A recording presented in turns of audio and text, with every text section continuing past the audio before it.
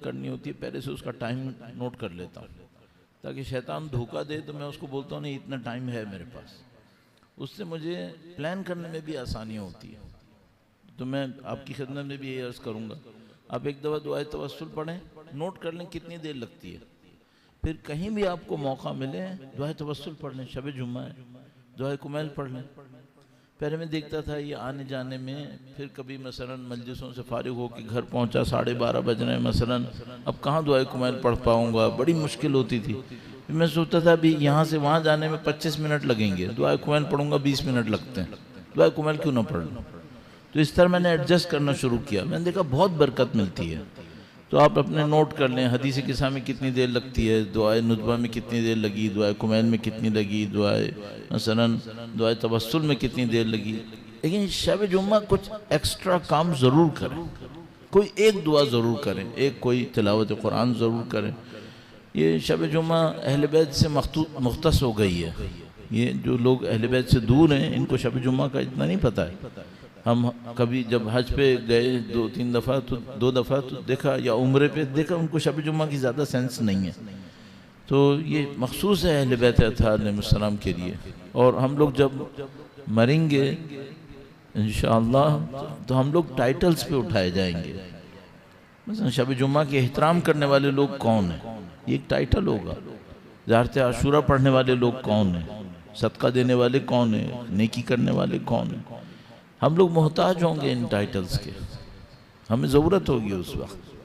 तो ये एक टाइटल है शब जुम्मा का एहतराम, इसका ख्याल रखे इंसान तो इंशाअल्लाह बड़ी फजीलत मिलती है अपनी सेहत व सलामती के लिए, दीन और ईमान की हिफाजत के लिए, और इंशाअल्लाह तमाम मरहुमीन की मग़फ़िरत के लिए, शुहदा के दर्जात की बुलंदी के लिए दुरूद भेजें। मोहम्मद व आले मोहम्मद सल्लल्लाहु अलैहि मुहम्मद आले मोहम्मद। खुदा ने ये जो अकायद का निज़ाम रखा है, ये बदकिस्मती से हमारे यहाँ वो अहमियत नहीं ले पाया। यानी हमारे यहाँ, यानी मेरा मतलब पाकिस्तान और ख़ासकर हम लोग जो हैं, जो कराची में रहने वाले हैं, बहुत कम ऐसा होता है लोगों ने अकायद को बाकायदा पढ़ लिया हो, बाकायदा कहीं मसलन हत्ता एक किताब पढ़ ली हो, जो सादा किताबें होती हैं। मसलन आयतुल्लाह नासिर मकारिम शिराज़ी की एक किताब है अकायद के ऊपर, वो देख लें, या मसलन आयतुल्लाह मिसबाह यज़दी की किताब है।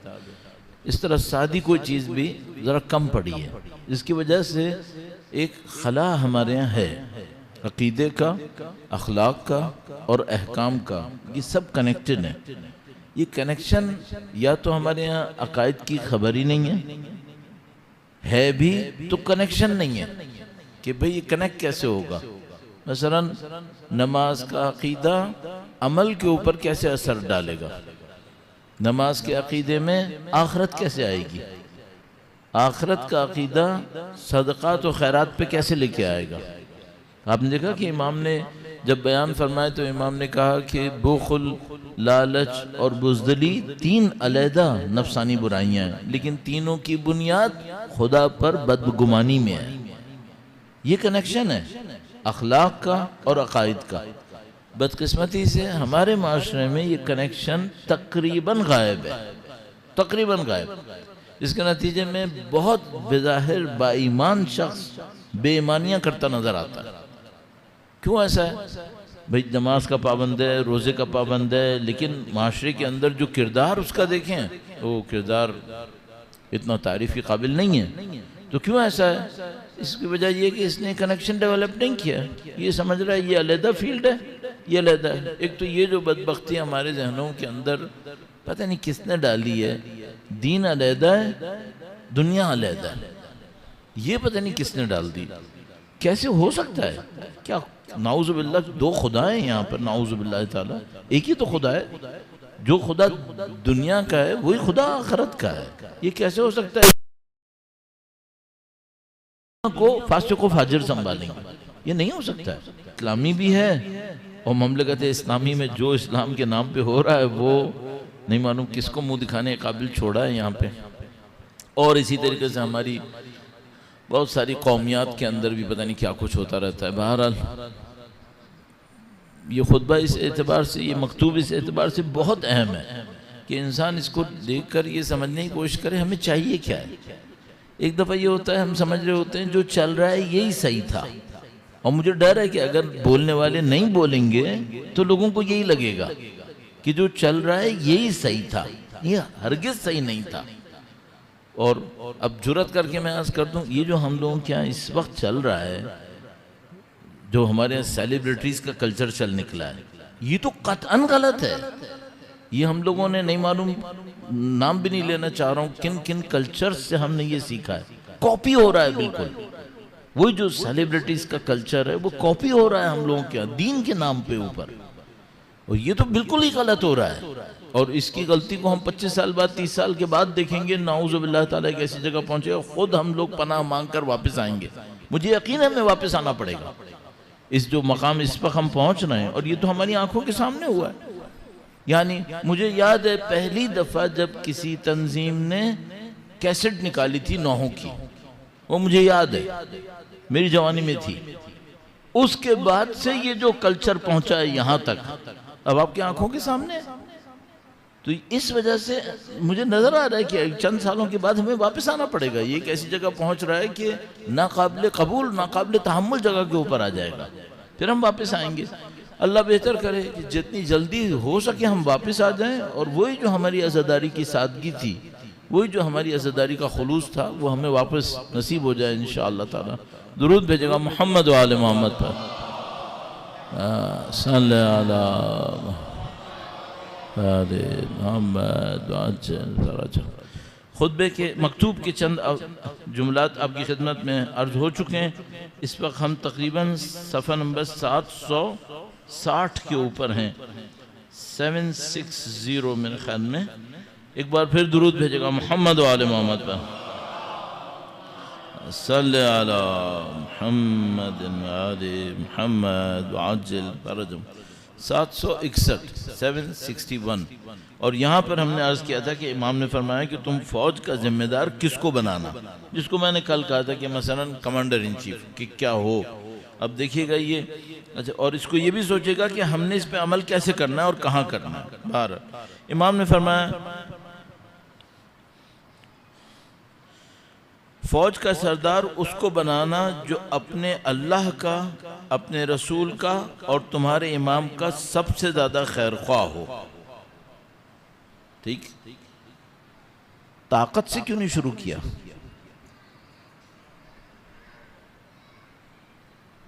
इमाम ने स्किल्स से क्यों नहीं शुरू किया? पेशेवराना महारत से क्यों नहीं शुरू किया? वो बात की बात है। पहले ये चाहिए। ये हम लोग के दिमाग में पता नहीं किसने डाल दिया है कि हमें मसलन इमाम की खिदमत के लिए इंजीनियर्स भी तो चाहिए होंगे, डॉक्टर्स भी चाहिए होंगे, IT भी, सब चाहिए होगा। पहले क्या चाहिए होगा? पहले तकवा चाहिए होगा। सबसे पहले तकवा चाहिए होगा। इमाम ने इस पूरे में अभी आप देख लेंगे, अभी एक जगह भी नहीं कहा वो ताकतवर हो, कहा ही नहीं। इमाम ने कहा नहीं, पहली बात क्या है ये बताया, फौज का सरदार उसको बनाना जो अपने अल्लाह, अपने रसूल और तुम्हारे इमाम का सबसे ज्यादा खैर ख्वाह हो। वो खुदा, रसूल और इमाम को जानता हो, उनके सामने जवाब दे, उसको बनाना। बाकी तुम दुनिया का बेहतरीन कमांडर बना दोगे, सिवाय तबाही के कुछ नहीं लाएगा, सिवाय जिल्लत के कुछ नहीं लाएगा। मैं एक जुमला अर्ज करता हूँ, जलील करेगा। जलील करेगा मतलब क्या है? ये जब इज्जत दिलाने का मौका आएगा ये भाग जाएगा, क्योंकि इसमें तकवा नहीं होगा।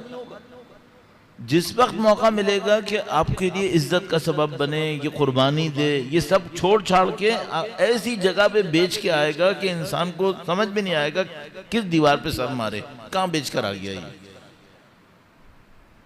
कम है हमारे पास इसकी मिसालें।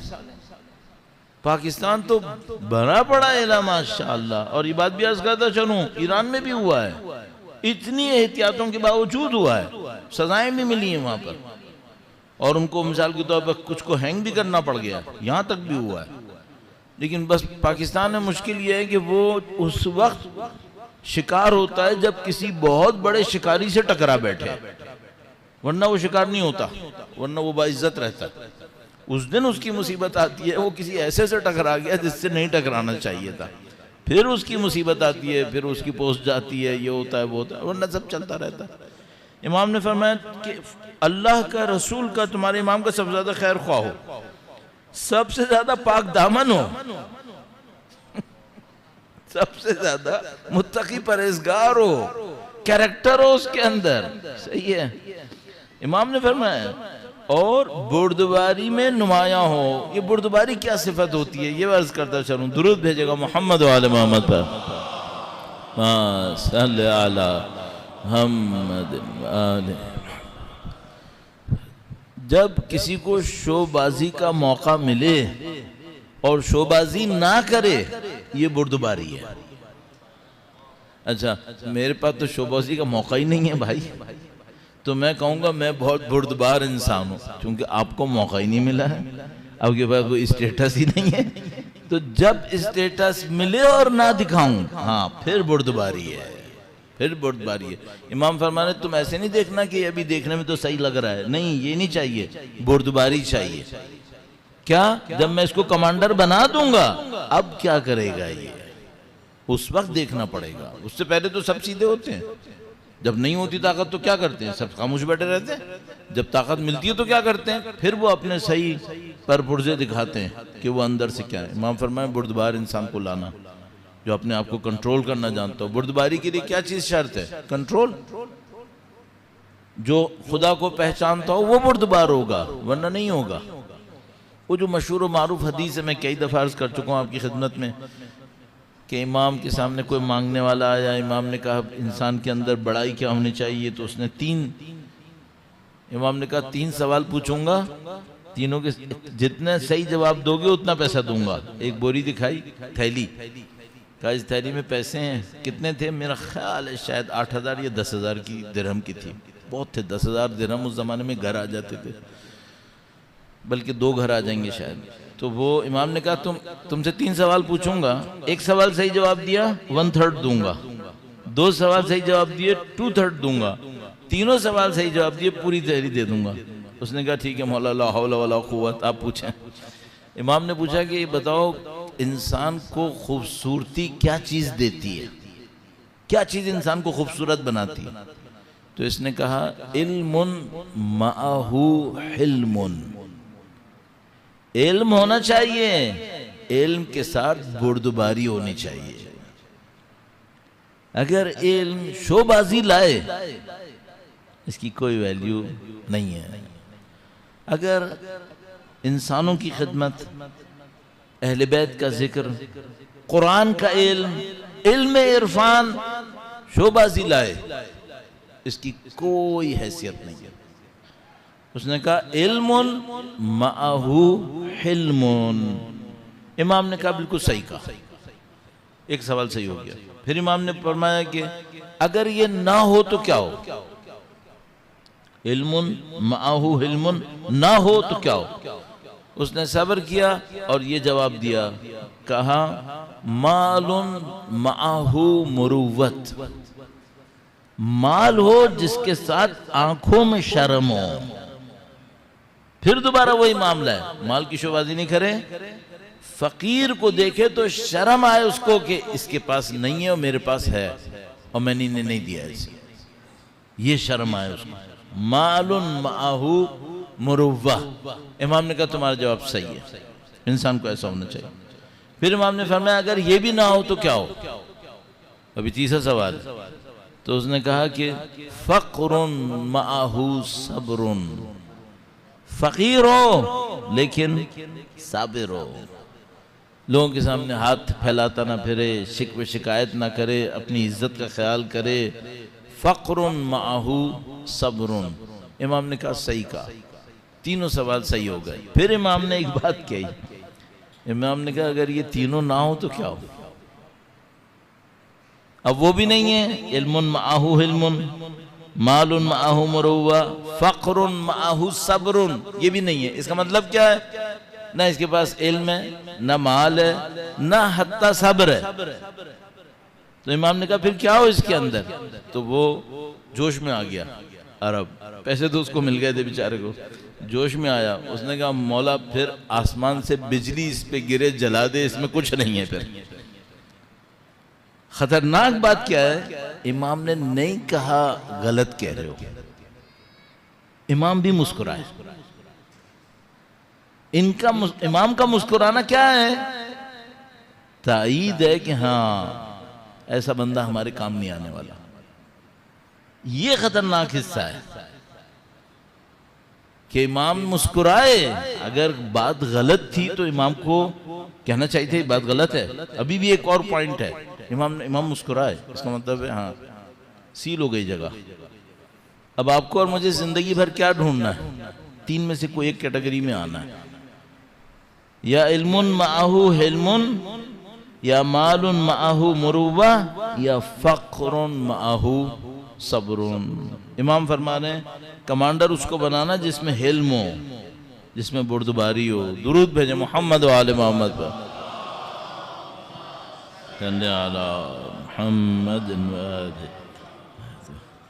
जो गुस्से में ना आ जाता हो, गुस्से में आए कमांडर तो क्या करेगा, वो दुश्मनों से तो बाद में लड़ेगा, अपनों से पहले लड़ेगा। गुस्से में आएगा तो ये करेगा, अपनों से लड़ता रहेगा। उस माजरत पर मुतमईन हो जाता हो, किसी ने कहा कोई गलती की, माजरत करे, ठीक है माफ कर दो, इतना उसका दिल हो। कमजोरों पे रहम खाता हो और ताकतवरों के सामने अकड़ जाता हो। अल्लाह अकबर। कमजोरों पे रहम खाए और ताकतवर के सामने अकड़ जाए, इमाम ये चाहते हैं। माशा अल्लाह।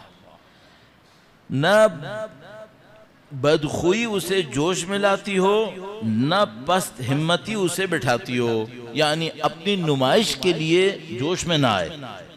जोश में आना है तो होश के जरिए जोश में आए, न कि उसको किसी ने चढ़ा दिया तो होश में आ गया, एकदम से जोश में आ गया। और न पस्त हिम्मती पर बैठ जाता हो, यानी मसलन उसने देखा मार्का बहुत सख्त है, जान जाने का खतरा है, पीछे वापस आ गया, तो ठीक है खत्म हो गया मामला। इमाम फरमाया नहीं, ऐसा नहीं होना चाहिए। ना ऐसा हो कि लोगों ने कुछ चढ़ा दिया तो एकदम से चढ़ गया, और ना ऐसा हो कि जब मार्के का टाइम आया कि जान जाने की वक्त आया तो वो पीछे हट के आ गया। नहीं, ऐसा नहीं होना चाहिए। फिर ऐसा होना चाहिए, इमाम ने फरमाया इसके तुम्हारा कमांडर ऐसा होना चाहिए। अब इमाम एक और बात इरशाद फरमा रहे हैं, तुम्हारी गैदरिंग कैसी होनी चाहिए, तुम्हारे अतराफ में लोग कैसे होने चाहिए। तो एक तो कमांडर है, तो एक बंदा है, लेकिन बहरहाल बहुत सारे लोग हैं जो कमांडर को, जो हाकिम को साथ देने वाले लोग होते हैं। ये लोग कौन होने चाहिए, इसका इमाम ने बयान फरमाया। दुरूद भेजेगा मोहम्मद व आले मोहम्मद पर।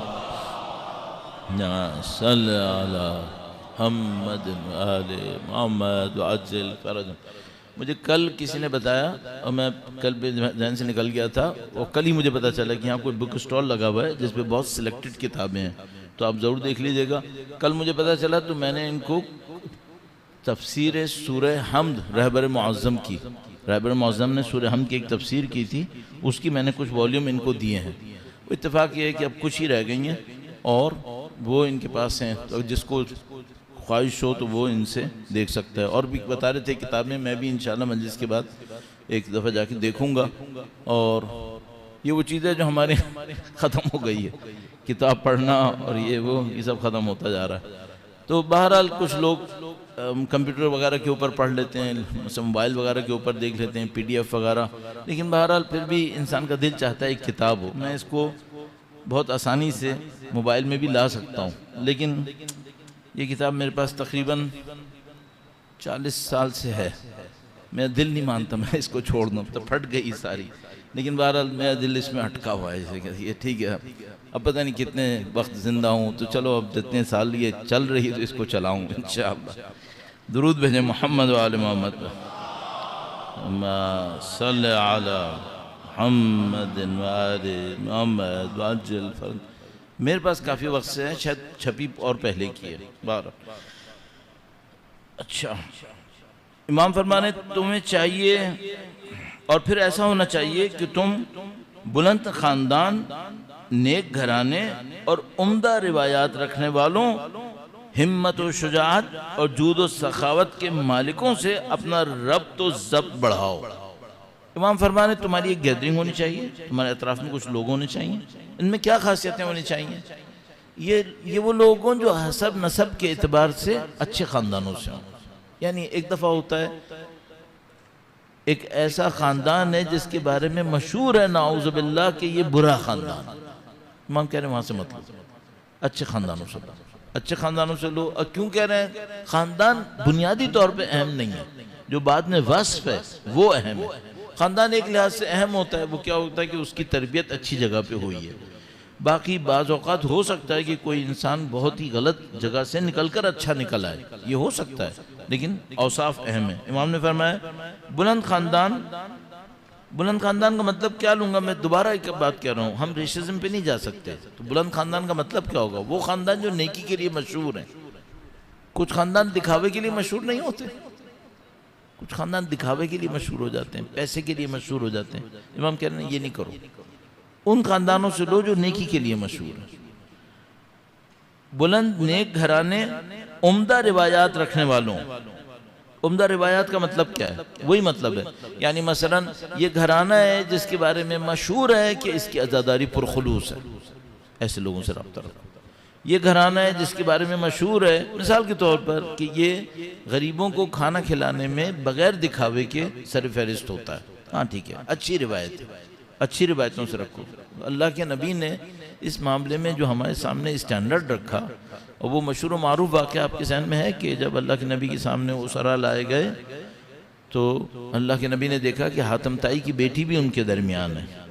तो अल्लाह के नबी ने, ज़ाहिर वो साहिब इख्तियार थे, मुसलमानों से कहा मुझे इजाज़त देते हो तो मैं इसके बारे में फ़ैसला करूँ। उन्होंने कहा आपको इख्तियार ज़ाहिर है। तो अल्लाह के नबी ने कहा इसको आज़ाद कर दो। तो ठीक है आज़ाद कर देते हैं। क्यों आज़ाद कर दें? आप हुक्म रखते हैं लेकिन वजह पता चल जाए तो हम पैरवी करेंगे। कहा इसका बाप सखी था, अच्छा नहीं है कि जिसका बाप सखी हो उसको हम कैदी बनाए अपना। अच्छी रिवायत का एहतराम। अच्छा बाप सखी था, किस दौर में था सखी? जाहिलियत के दौर में। अभी भी उसकी बेटी का एहतराम कर रहे हैं अल्लाह के नबी। ये अच्छी रिवायत का एहतराम है। साहिबजादी जो थी वो वापस आ गई अपने कबीले, और बाकी मर्द अभी कैदी थे क्योंकि उन्होंने इस्लाम के लश्कर पे हमला किया था।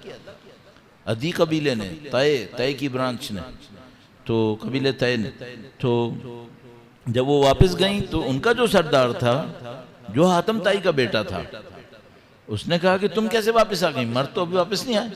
तो कहा उस जो मुसलमानों के रसूल हैं उन्होंने मुझे आज़ाद किया। पूछा क्यों आज़ाद किया? कहा बाप के एहतराम में आज़ाद किया। कहा बाप सखी था तो हम उसकी सखावत का एहतराम करेंगे, लिहाजा हम इनको आज़ाद करते हैं।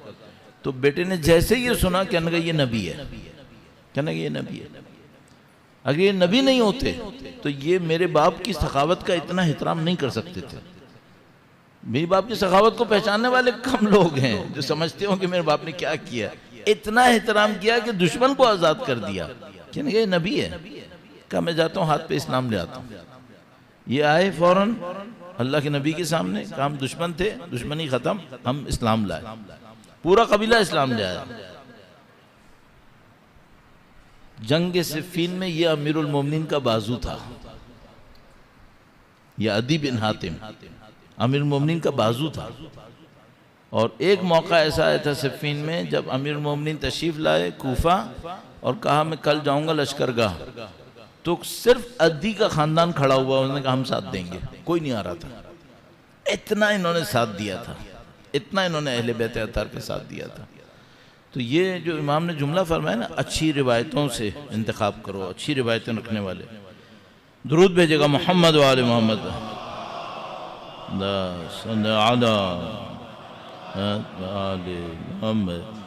और हिम्मत और शुजात, जूद और सखावत के मालिकों से अपना रब्त ज़ब्त बढ़ाओ। अच्छा हम इनसे रब्त बढ़ाएं तो हमें कैसा होना चाहिए? हमें भी तो ऐसा होना चाहिए, वरना वो हमसे क्यों रब्त बढ़ाएगा? भाई कोई अच्छा आदमी होगा, हमें उससे रब्त बढ़ाना है, वो भी तो हमसे रब्त बढ़ाएगा तो बढ़ेगा ना, वरना तो हमसे भागेगा कि अगर तो खुद तो कंगला है, मुझे क्यों अपने साथ घसीट रहा है? फिर वो अपने जैसों के साथ चलेगा। वो जो शेर कहते हैं, शब जुमा शेर नहीं कहना चाहिए कि कबूतर कबूतर के साथ उड़ता है और जो शिकारी होता है वो शिकारी के साथ उड़ता है। तो हमें अपने अंदर ये सिफत बनानी होगी तो खुद ब खुद वो लोग भी हमारे साथ खड़े होने को तैयार हो जाएंगे। अपना रब्त ज़ब्त, क्योंकि यही लोग बुजुर्गियों का सरमाया और नेकियों का सरचश्मा होते हैं। फिर उसके बाद इमाम ने फरमाया साथ रखना आसान नहीं होता। फिर इनके हालात की इस तरह देखभाल करना जिस तरह माँ बाप अपनी औलाद की देखभाल करते हैं।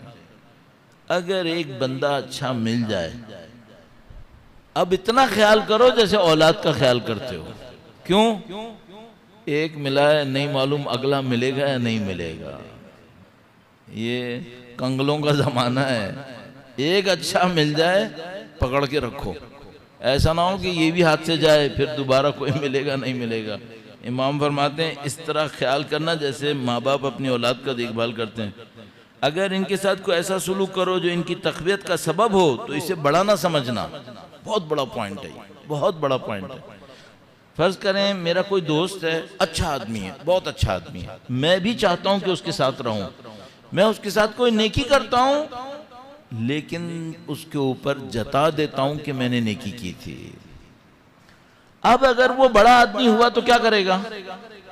वो मुझसे भाग जाएगा, वो इस पे कॉम्प्रोमाइज नहीं करेगा कि वो मेरे एहसान के नीचे दबे। या तो अब वो आइंदा से मुझसे बात ही नहीं करेगा कि अगर भाई ये तो आदमी चवन्नी बराबर एहसान करता है बाद में जमाता है, तो वो भाग जाएगा।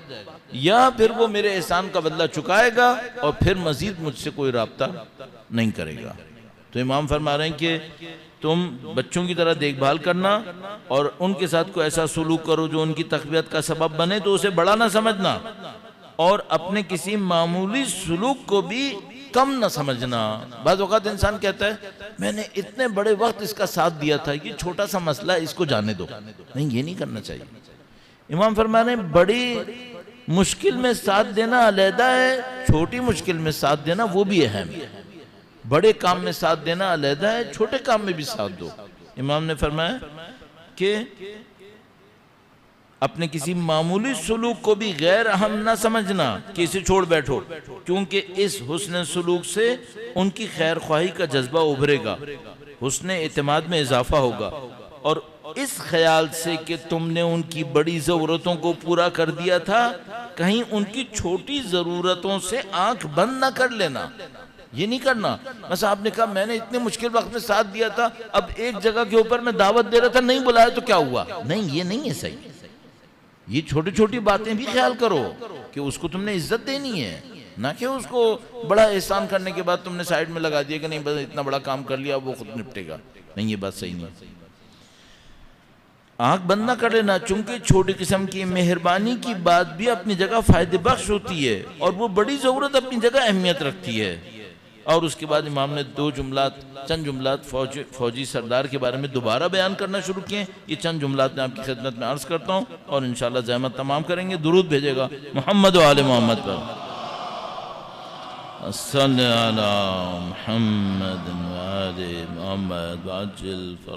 और फौजी सरदारों में तुम्हारे यहाँ वो बुलंद मंजिलत समझा जाए जो फौजियों की इआनत में बराबर का हिस्सा लेता हो और अपने रुपए पैसे से इतना सलूक करता हो जिससे उनका और उनके पीछे रह जाने वाले बाल बच्चों का बखूबी गुजारा हो सके, ताकि वो सारी फिक्रों से बेफिक्र होकर पूरी यकसुई के साथ दुश्मन से जिहाद करें।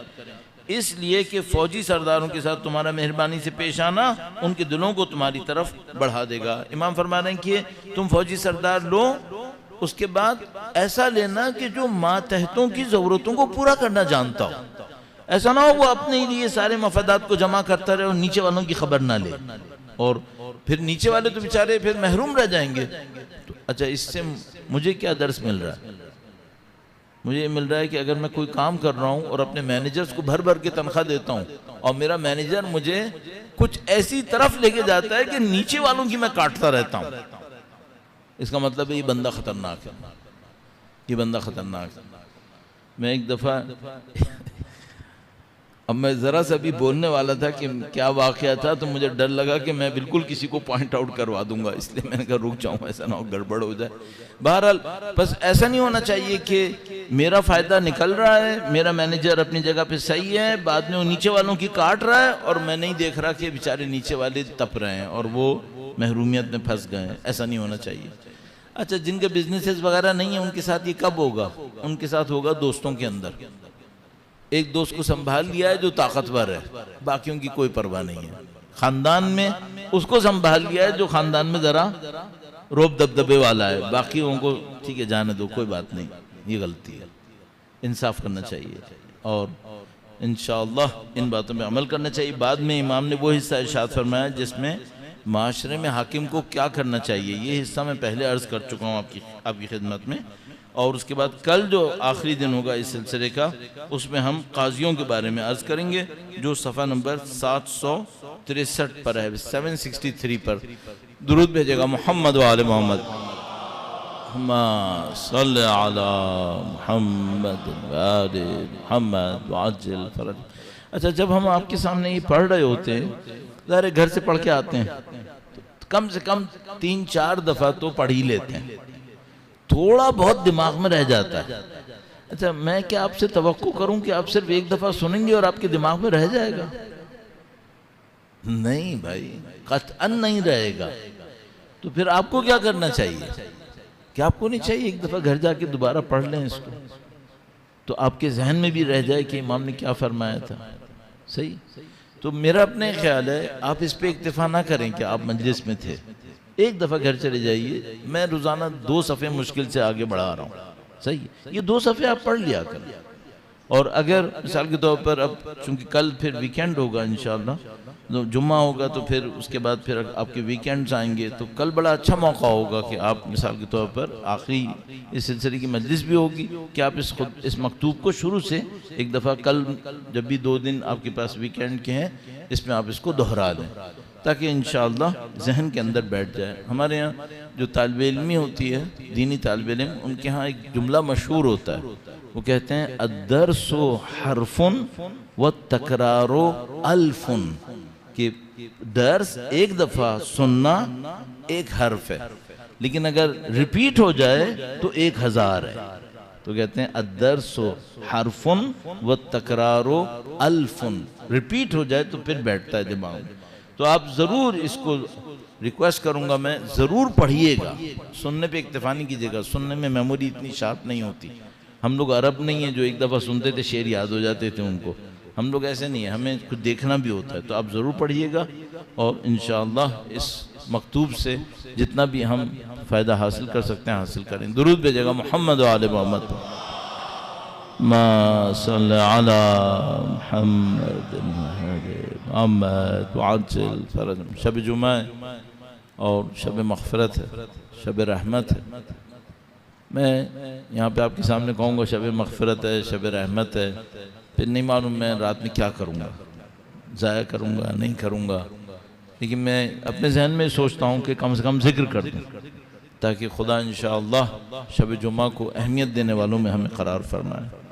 शब जुमा मशहूर है कि शुहदा शब जुमा ये इजाज़त पाते हैं कि करबला जा सके। मशहूर है शुहदा, और वो जो सैयद शुहदा की मोहब्बत में ज़िंदगी गुजारते हैं उनको इजाज़त मिलती है कि वो शब जुमा करबला जा सकें। हमें नहीं मालूम बरज़खी ज़िंदगी में ये कैसे होता है। बज़ाहिर बरज़खी ज़िंदगी में पाबंदियाँ नहीं होनी चाहिए थी, लेकिन बहरहाल कुछ ना कुछ मामला है कि कुछ लोगों को इजाज़त मिलती है और कुछ लोगों को ये इजाज़त नहीं मिलती। तो आपको हमें अपनी ज़िंदगी में सैयद शुहदा से इतना ताल्लुक़ बढ़ाना है, दिल से इतना ताल्लुक़ बढ़ाना है कि मरने के बाद सैयद शुहदा के दरवाज़े पर आना हमारे लिए मुमकिन हो जाए, हमें उसकी इजाज़त मिल जाए करे। और अभी भी अगर कोई दुनिया में सैयद शुहदा की ज़ियारत करता है तो ज़ाहिर है उसके ऊपर एक असर पड़ता है। नहीं मालूम बरज़ख में जो सैयद शुहदा की ज़ियारत करते हैं उनके ऊपर क्या असर पड़ता है। कोई बहुत आला पाए का कोई असर है जो रूह के ऊपर बरज़ख में खुदा नसीब कर देता है उनको, कि जिनको ये शरफ नसीब होता है। 2 उलमा हमारे पास हैं तारीख़ में, सईद इब्न ताऊस और मुक़द्दस अर्दबेली। ये 2 उलमा जो मशहूर हैं कि ये बरज़खी ज़िंदगी में अमीरुल मोमिनीन के साथ हैं। नहीं मालूम कौन सा एक हल्का है कि जिसमें अमीरुल मोमिनीन की हमराही में है वो, और ये 2 उलमा इस काम के लिए मशहूर हैं। और हम हैं, हमारी दुनिया है और इसके बाद मौत है, फिर वही बरज़ख। हमें नहीं मालूम आया इतना रोना काफ़ी होगा या हमें कुछ और भी करना चाहिए था, नहीं मालूम। आया इतना काफ़ी है या कुछ और होना चाहिए था? अभी तो यही सोचते हैं कि इंशाअल्लाह उनकी दरगाह में सुरखरू हो सके इंशाअल्लाह ताला। शब जुम्मा है, मैं यहाँ से पहले जहाँ मजलिस पढ़ रहा हूँ वहाँ 2 दिन से मौला अबुल फजल के मसाइब पढ़ रहा हूँ।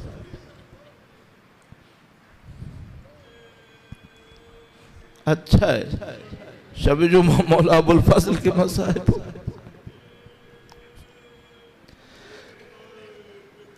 करबला में कितने थे जिनके लिए कहा कि मेरी कमर टूटी। एक अबुल फजल, कितने नहीं है, सिर्फ एक है, एक अबुल फजल। अल्लाह अकबर। किसने कहा? इमाम हुसैन जैसे पहाड़ इस्तिकामत में, अब मेरी कमर टूट गई। अल्लाह अकबर। नहीं मालूम कैसे अलविदा किया अपने भाई को। वो जुमला मशहूर है कि फरमाया अब्बास तुम तो मेरे लश्कर के सरदार हो। फरमाया मौला कहाँ लश्कर, सब शहीद हो गए। आया पानी लेने के लिए जो भेजा, क्या मारे का था, किस अंदाज में भेजा, कितने दुश्मन मारे, ये अहम नहीं है शायद। एक बात पता है कि जब वो पानी लेने बढ़ रहे थे बिल्कुल खुदाई सिफत में बढ़ रहे थे। लश्कर के साथ जंग लड़ी, किस तरीके से पानी में पहुंचे। मौला ने अशार पढ़े उस मौके के ऊपर। शब जुम्मा भी अहले बैत के अशार पढ़ना मकरूह नहीं है। तो जब पानी के सामने पहुंचे, चुल्लू में पानी लिया है, पानी के अंदर क्या देखा नहीं मालूम। शेर पढ़ा, या नफ्सो मिन बादल हुसैन होनी व बादहू मा कुन्तु अन तकूनी। ए नफ्स तू पिए और हुसैन प्यासे, और तू रह जाए और हुसैन ना हो, ये नहीं होने दूंगा। और हुसैन तो मौत चखे और तू ठंडा पानी पी ले, कहा ये मैं नहीं होने दूंगा। ये सच्चों का काम नहीं है, ये मेरे दीन का काम नहीं है, मैं ऐसा नहीं करने दूंगा। गोया गए और प्यासे वापस आ गए, और बस मशकीज़ा थी जिसमें मौला अबुल फजल की जान थी। फिर शेर पढ़ा, खुदा की कसम अगर तुमने मेरा सीधा हाथ काट भी दिया है तो मैं मुकावमत दिखाऊंगा और मैं अपने इमाम का साथ दूंगा। फिर बायां बाजू भी शहीद हुआ। फिर एक और शेर पढ़ा कि बायां बाजू भी कट गया, मुझे कोई परवाह नहीं है। लेकिन ये अशआर वहां रुक गए जहां मशकीज़ा को तीर लगा। फिर कोई शेर नहीं आया, शेर बस वही तक आए जहां बाजू कटते रहे। मशकीज़ा के बाद कोई शेर नहीं आया। क्यों? शायद मशकीज़ा दांतों में थामी भी थी। सारे तीरों को अपने पहलू पर ले रहे थे और सारा पहलू तीरों से छलनी हो चुका था। ऐसो याद दिलाऊं वो जुमला जो बीबी सैयदा ने गोया किसी जाकिर को कहा कि मेरे बेटे के चाहने वालों को बताओ कि जो कोई सवारी से गिरता है वो बाजुओं का सहारा लेता है। मेरे बेटे के बाजू कटे हुए थे और सीने में तीर लगे हुए थे।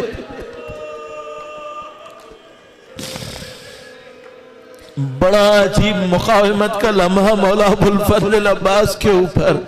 ऐसा मौला अबुल फजल अब्बास जानते थे कि मेरा मौला दूर से देख रहा है और मेरे मौला आने वाले हैं। ऐसा एक रिवायत आपकी खिदमत में अर्ज करूंगा हिम्मत करके।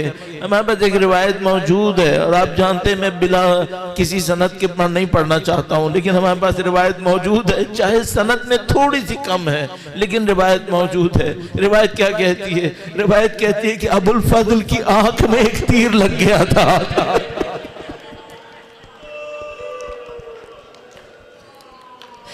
आंख में तीर लगा हुआ था और बाजू शाने कटा हुए थे।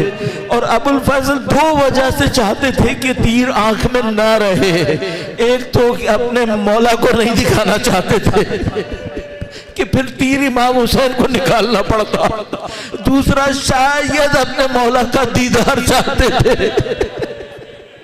ऐसे हमारे पास बयान इस तरह से करते हैं, ये बड़ा अजीब बयान है कि अबुल फजल ने तीर को जानू में पकड़कर अपनी आंख से निकाला है।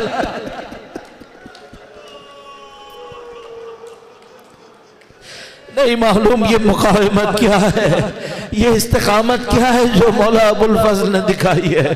बस एक मौका आया, सैयदुल शुहदा नजदीक तशरीफ लाए, अपने भाई को खिताब किया, कहा भैया कुछ कहो तो।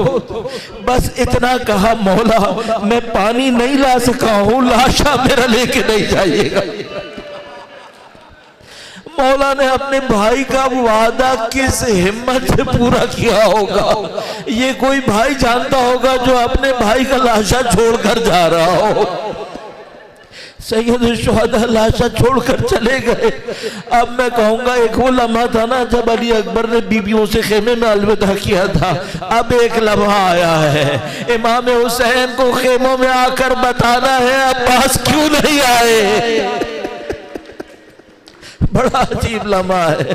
बयान करने वाला ज़बाने हाल से बयान करता है, ज़बाने हाल से बयान करता है कि गोया बच्चों ने कुएं से तोड़ दिए और कहा चचा से कहो हमें प्यास नहीं लग रही है, पानी के बगैर आ जाए।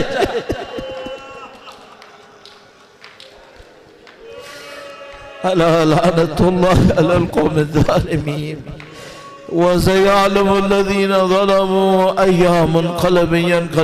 खुदावंदा करबला का इंतकाम लेने वाले वक्त के इमाम के ज़हूर में ताजील फरमा। खुदावंदा जिन्होंने अहले बैत पे जुल्म किया उनके चाहने वालों पे आज भी जुल्म कर रहे हैं, इन बदबख्तों को नीस्त नाबूद फरमा। खुदावंदा हमें इमाम की नुसरत की सआदत और इस राह में शहादत नसीब फरमा। तमाम दुआओं की कबूलियत के लिए तमाम मरहुमीन और हमारी मग़फ़िरत के लिए दुरूद भेजें। मोहम्मद व आले मोहम्मद।